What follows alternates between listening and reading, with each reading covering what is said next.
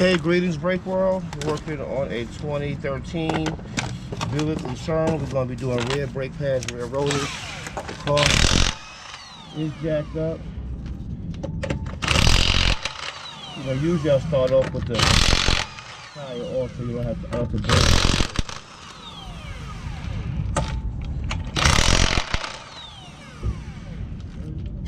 Like I said, usually I start off the tire jacked up. The tire taken off. We're replacing the rear brakes and pads.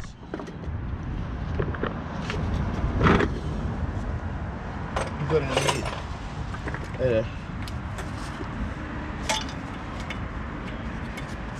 take the screw off this captive screw, put a little bit of grease in it so you won't have any issues taking it off in the future when we do this job again.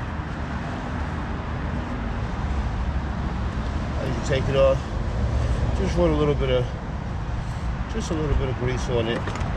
Put it to the side. And I'll be done with it. Second thing you're gonna do, we're gonna take a 14. We're gonna break the caliper, hold on top. Then you need a 14-inch wrench because you have a cable that runs right in front of that on the bottom, a little bracket. You can move it, take it off, but I just found it easier just to grab a 14. Get the caliper off. Alright, you're gonna pop your pads out. Then we're gonna take a 16 breaker bar and take this bracket off. Kind of got to work behind and move some stuff around. You have, but you got to find your little angle, and when you do, you'll be good to go.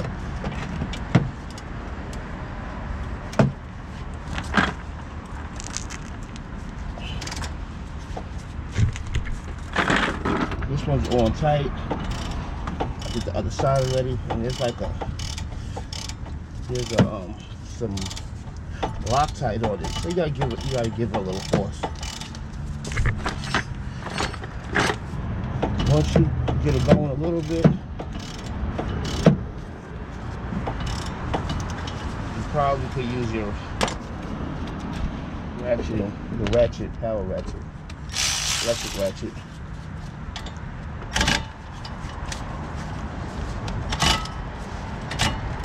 Not really.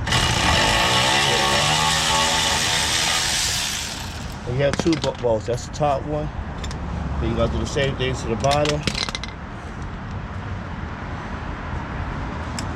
So like I said, the window is very small behind it.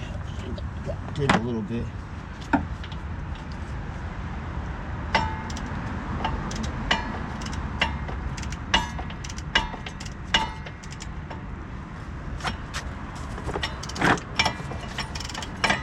Going until it comes off.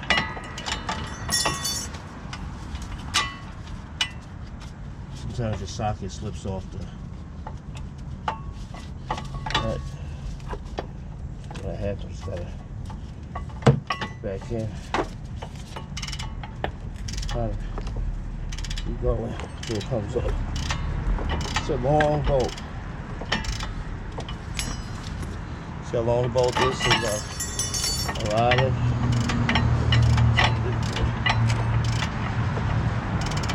my power ratchet can't fit behind it for the bottom, so having a ratchet breaker bar really helps. If not, you got to keep on adjusting and adjusting and adjusting.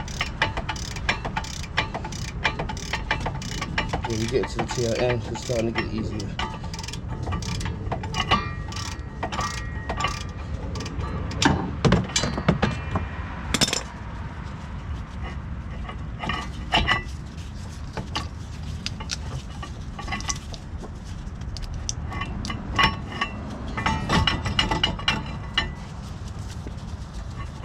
Hung up on something. Might be a couple of threads in there. Let's see. Yeah, it is.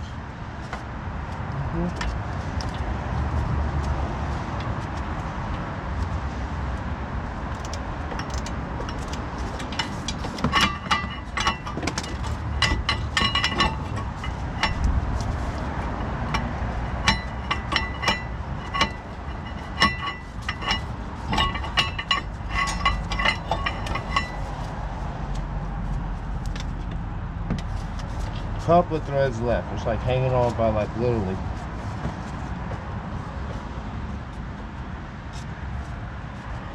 A thread.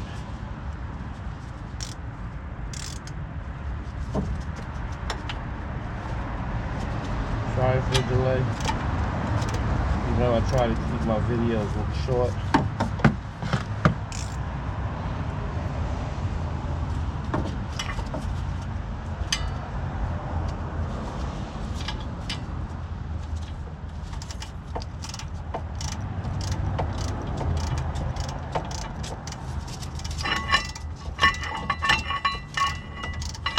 There we go.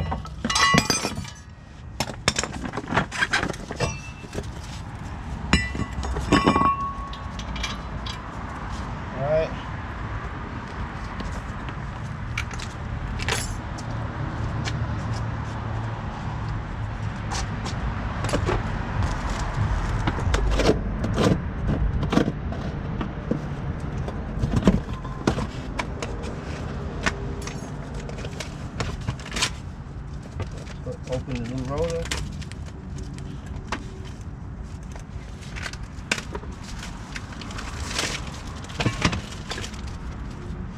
Clean it with the brake cleaner.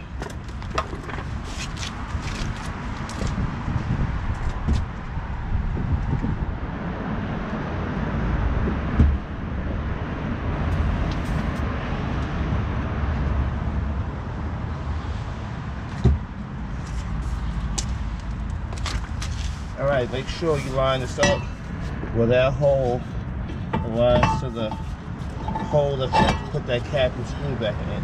And when you put a little bit of grease on, it's going to hold the rotor in place. I like to put a little bead of grease on it so it won't seize.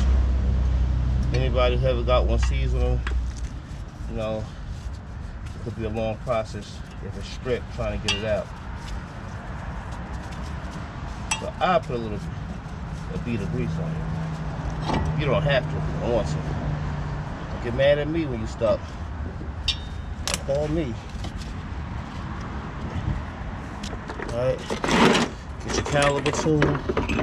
Push your piston back in. Just set it. You can run it at AutoZone. I bought my own because obviously in the brake business you gotta have one of these. These little attachments that you put, but this one right here actually doesn't need an attachment. To you can just use the tool. You want to twist. This has to twist and go back at the same time. Twist and go back at the same time. So you twist and go back at the same time. That wasn't a good twist. That was a better one. Caliber is going back in, which is what you want. I'm not putting any pressure on this caliber, although it looks like I am, I'm really not. And it's a flex hose right here, so you'll be okay. You got a little bit of wiggle room. A little bit of wiggle room. You don't want to go crazy though.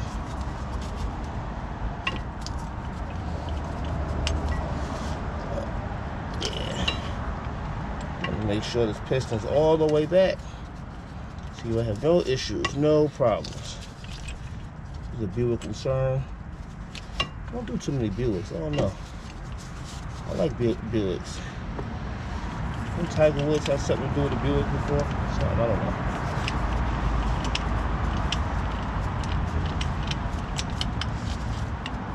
Okay, so that's in. As back as it's gonna go.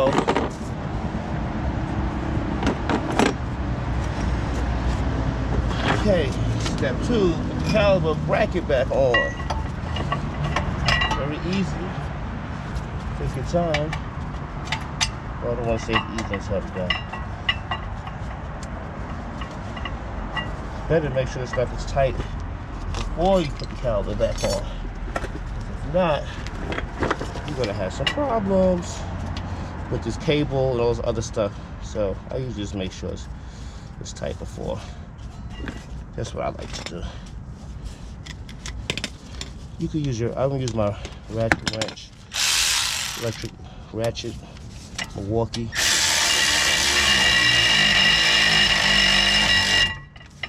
just to get it on. I use the brake bar. I don't know, maybe I could get this down here. Because I make myself work harder when I didn't have to. Let's see. Yeah, if you move this up and hold it, you're able to. Sometimes I think you can get it. Oh yeah.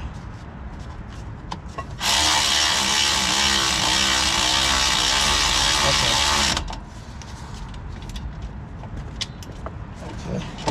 I still torque it down with my brake bar.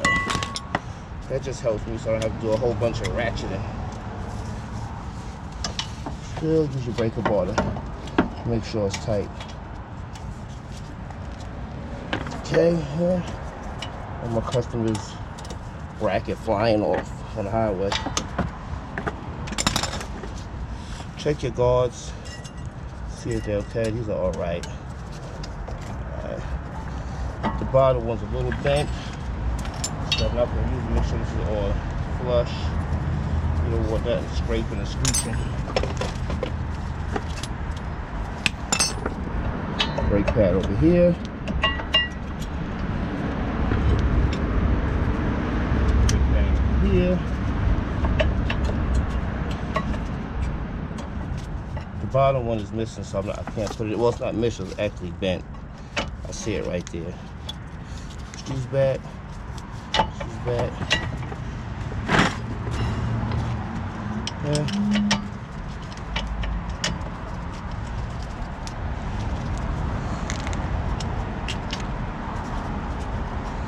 Okay. Okay. Electric.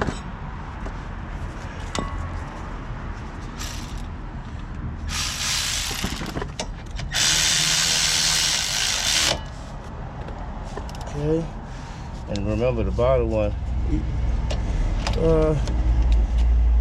could get it in there. Okay. So I don't have to use the wrench. I could use this to get it in there. Okay. Good to go. Remember, put the tire back on. Obviously, start the car up, step on the brake 5 to 7 times to make sure you have pressure. Thank you very much, and I will see you on the next brake job. Thank you.